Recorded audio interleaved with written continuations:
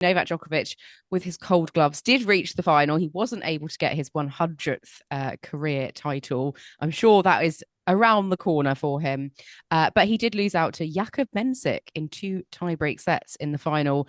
Mensik, one of the biggest risers, I think it's fair to say, on the tour. Definitely a player to watch. Only 19 years of age and playing the match of his life to get the win and claim the biggest title of his career. He did beat the Indian Wells champion, Jack Draper, earlier in the tournament for the same scoreline, and he's gone all the way on to win the title. Joel, how impressed were you by Jakub Mensik? Not just throughout the whole tournament, but especially in that match against Djokovic yesterday. Yeah, I mean, I felt like the build-up, no one was really giving Mensik a chance. They thought, this was going to be a real walkover for Novak Djokovic. The story was there and waiting. 100th ATP Tour title, 37 years of age. And it wasn't to be. No one was really, I think, giving Mensik a chance. And I think really that's been the story a little bit of kind of his I guess his career on the tour so far, because some of the things he's achieved is pretty good for his age. I mean, he's the only teenager in the top 50. He's now won an ATP Masters title, but it seems to me that he always kind of gets overlooked maybe compared to other players such as Draper and Fonseca earlier in the season at the Australian Open. So kind of to come in, show no nerves in your first ATP final against a player whose kind of mere presence really, I think, can intimidate the opposition. And to do what he did, particularly in those kind of big moments, in those tie breaks, moments where we know that Novak Djokovic, that's one of his strongest aspects of his game, was very, very, very, very special, very, very impressive. And I think it now, warrants him, more conversation about him, because I feel like he's been flying under the radar a little bit so far. Yeah, Djokovic himself has, in terms of tie breaks, Djokovic has the best record on tour in terms of tiebreak win percentage. But in this tournament, Mensik was 7 from 7, winning all his tiebreak sets. Very pivotal, very calm under pressure there. I mean, how impressive is that, Chris? And how much do you think it was due to his serve, his big, big serve that got him through all those tiebreak moments? Well, it made a big impact in that first round match. I think we're looking at that Jack Draper result and thinking, hang on a minute, maybe we were a little bit harsh after Yeah. that, saying he could be Mm, disappointed with that This result. is like the best result for Draper yeah. after that defeat. And it's the same scoreline that he beat Djokovic to. So there's no shame there either, that's for sure. But I think probably it's a case where the expectations he had going into this were quite low because he actually was planning on pulling out. He actually tried to find the referee to pull out the tournament and then instead took a physio appointment for his knee.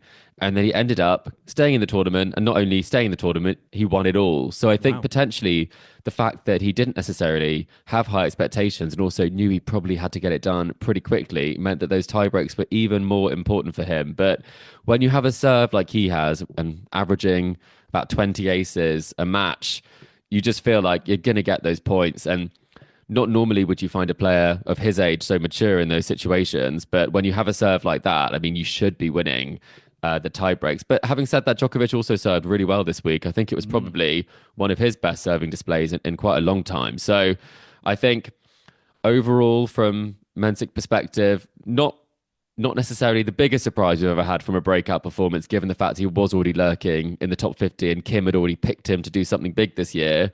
But probably I'd say a result that you wouldn't have thought definitely in the situation that he came into the tournament. Yeah, I mean, Djokovic obviously finding some form. I think, pleased to get to the final is his best result in a long time. And he's 18 years Mensik senior. I mean, Mensik was born in 2005, Oh, and wow. Djokovic was already in the top 100 of the rankings then, which is crazy. And would have been easy for Mensik to be overwrought playing his idol and, someone with such experience, but it really didn't show. But looking at Djokovic's tournament, he did struggle, it seemed, with his right eye in the final. It seemed aggravated. He was Yeah. using eye drops quite a bit. But how do you think he will have assessed his 2 weeks in Miami? I think a lot better now than I guess, after the result in Indian Wells. He certainly, for me, put himself back on the map in terms of like potentially a Grand Slam contender. I do think that Mensik did have a tougher run, to the final, but the way that he performed against Dimitrov in that semi-final, it was just lights out tennis. That to me was the closest performance we got to like the Djokovic of old, like the Djokovic, as I said, a contender for a Grand Slam title.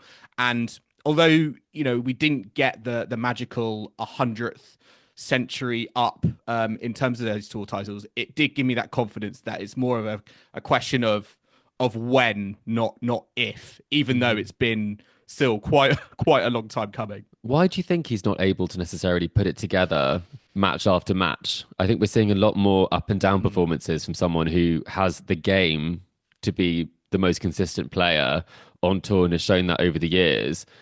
It just feels like sometimes there's this unexplained sort of lack of form that he's sort of suffering from against players that he should be kind of swatting away quite easily. Do we think it's just a case of like, is it a motivation? Is it not necessarily playing as much on the tour means that he's not as sharp in those moments on return, for example? Physical injury, age. Like, it's strange to me to be in this situation where sometimes he plays like Novak Djokovic and sometimes he doesn't. Yeah, I know what you mean. And as I said, he was like odds on favorite, for this match. And I don't feel like he like necessarily buckled like under that pressure. He's been under greater pressure, before. But I do wonder with, his match schedule and time, I think it's been harder for him to kind of get like momentum going into tournaments, and that's why maybe he's finding it tougher kind of in these moments. And with Miami as well, it's a 2-week tournament. It's very similar to Grand Slams, and you have to kind of keep it together, I guess, for a little bit longer. And maybe he's also kind of struggling with that a little bit, because we've seen that before at Grand Slams. But yeah, it is a strange one, but I don't necessarily think his tennis was like under expectation. I just think that Mensik raised his level, played the best match of the tournament, and that's ultimately what delivered him the title.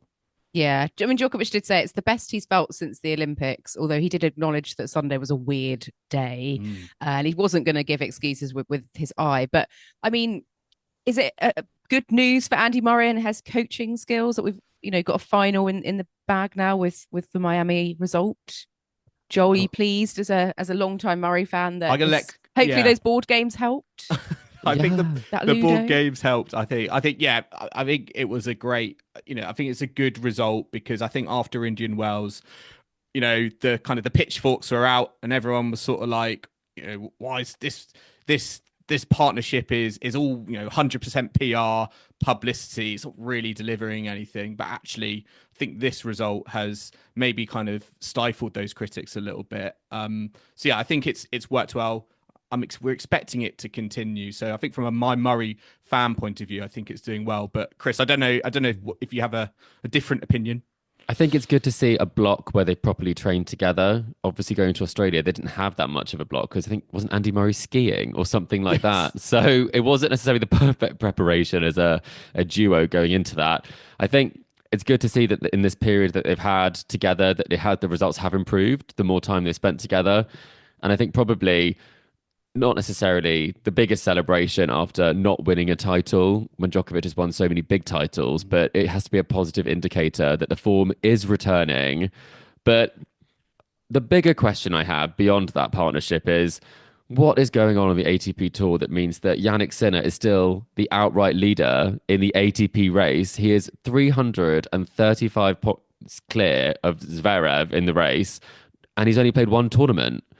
And so you think we're looking at some of these results, and I don't want to be critical of some of the winners that we've seen on the tour, but you'd have to think that probably if Jannik Sinner wasn't banned, he would at least be causing some trouble to some of these players who are picking up 1,000 titles that maybe haven't had that sort of form or result previously. And I think that's probably one of my big questions is the absence of Jannik Sinner allowing some of the other players to break through at this level? Or maybe not all the other players, like Djokovic is not breaking through, but you know what I mean. I think yes, but I'm quite happy that we've had Draper and Mensik. I mean, I'm delighted that they've both won these titles. I think it's so refreshing. It gives them that chance. They've Which has shone, surprised they've you more, taken it. Kim? which has surprised you more, Draper or Mensik? She picked Mensik, didn't she, at the start of the Yeah, year? I think Draper probably, just because, you know, for Britishness generally we're sort of very Pessimistic. we don't pessimistic. So I think that's actually like, oh, you know, it's not in our nature to expect great things, maybe. But I'm delighted, and not saying it, you know, wouldn't have happened had Sinner not been at these events. But I think it's nice that, I mean, I don't really like any one particular player dominating unless it's Rafa Nadal. yeah. But yeah, obviously. But I think it's nice. It's been good for the tour. I think players like Alcaraz are going to be annoyed though that they haven't been able to capitalize. And we've also seen some players just having a real shocker, like Daniil Medvedev. He's now out of the top 10, which is unthinkable, really, given how consistent he's been over the last few years. So there's definitely been some players who've really lost out over this period. It's quite surprising, isn't it, when you think about it, that Medvedev's out of the top 10. I think that's the bit that I kind of just latched onto there, because that's kind of crept up on us, hasn't it? The fact that his results haven't been giving him the ranking points that he needs. Do you think that it's, just to your point earlier, I've been thinking about this, and I've wondered whether like the chasing pack has got bigger. You know, with in the absence of Jannik Sinner, you know, we've got 2 more names to add to the pot, and as a result, it's making that top 10, being in that top 10 more and more competitive. But but at the kind of the other side of that, it feels like there's not really anyone kind of stepping up, and actually we've seen more players probably step down. You know, Medvedev, arguably Alcaraz as well. I will say though, I think Alcaraz, he didn't play a lot of the build up to the French Open last season, so he's got, you know, he's got big opportunities to come on his, favored surface. So I still think there's, opportunity there for him, but it certainly feels like Sinner, without really doing much, has sort of cemented his own place, his own island at the top of the rankings. It must be fun, living the Sinner life right now, just watching, not tennis burn, but his opponents not necessarily put the form in. But do you think maybe Messi had an impact on Mensik's performance? Do you think it depends on who you're playing in front of, Joel? Oh, I love this. I mean, 2 GOATs on one tennis court, Novak Djokovic and Lionel Messi. I mean, Lionel Messi, for all of our listeners, he plays for Inter Miami FC, and there was a little patter between him and Djokovic throughout the tournament. He also got snapped as well with Andy Murray, but it was nice to see him on centre court. It's always great, I think, to see 2 worlds collide, football and tennis. It's not really worlds you often associate with each other, but I love the fact that Messi, he actually scored, I think, during the week, and he did a little forehand celebration routine, which Djokovic acknowledged on his Instagram stories. So who knows, maybe when Djokovic does win that 100th title, are we going to see a little response for Messi? Maybe a pretend kick towards goal. Could see that, or maybe Messi's going to go full Diego Forlan and pick up a tennis racket and hit the Challenger Tour. Oh yes, Messi in 10 on the years' Challenger time, Tour. He'll be him and Novak will be playing doubles together, mixed doubles at the Cordoba Open, or with Marin Cilic or Stan Wawrinka. They're loving. They'll still be going age 50 right now. So I did notice that Murray had a picture with Lionel Messi, and he asked the question all football fans want to ask Lionel Messi, and it was, but can you do it on a cold, rainy night in Stoke? And Messi's answer, it was, where's Stoke? Yeah. Basically, yeah. Yeah. What is Stoke? What is Stoke? What is Stoke? What is Stoke? Time to move on. Just before we go on to the WTA result, I want to ask you, who is the next young breakout star winning a Masters 1000 event? We've had Draper, we've had Mensik. Who do you think it's going to be? Fonseca, perhaps? Chris, I know you're always keeping an eye out for the young ones coming through. Who's your money on?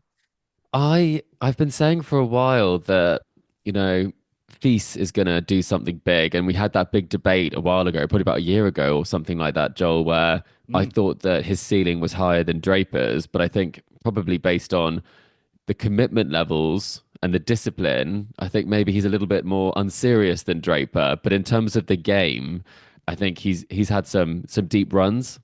Defeated Zverev in Miami. He did indeed. And I think he's looking like he's building towards a breakout performance, having already won at 500 level previously.